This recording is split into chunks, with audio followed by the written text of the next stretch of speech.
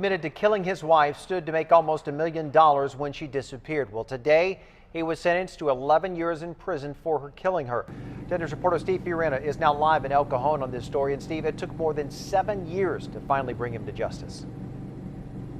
It did, Steve. She was killed in 2007, not identified till 2011, and then he was arrested over in Hawaii last year.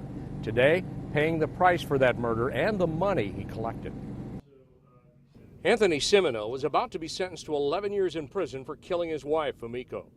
The prosecutor reading angry letters from her family. What do you mean when you say, "I love Fumiko"? That is a complete lie. The defendant was paying little attention, often whispering to his lawyer.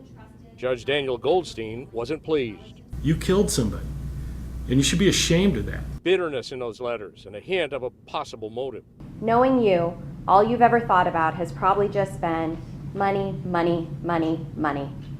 You no doubt were thinking just about when you could rob her blind. Court documents show Fumiko received an inheritance of almost $350,000. She also had a life insurance policy worth $520,000. Her husband bought expensive cars, a boat. He solicited for sex online and had a history of domestic violence.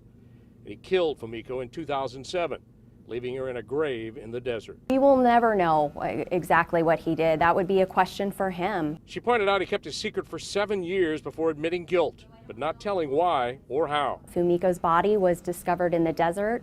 She was buried in the Bow Willow campground, but the actual facts are not something that is known by the prosecution at this point. Only Mr. Simoneau will ever know exactly what he did. Judge Goldstein considered her family as he passed sentence. The only thing that the crime victims are left with, and that's her family, is you sitting in a cell. Which he will do for 11 years. Huge Japanese interest in the case. Several international news crews here at the courthouse. You can see the last 4 pages of that document today written in Japanese. Years of deception now at an end. Live in El Cajon, Steve Fiorina.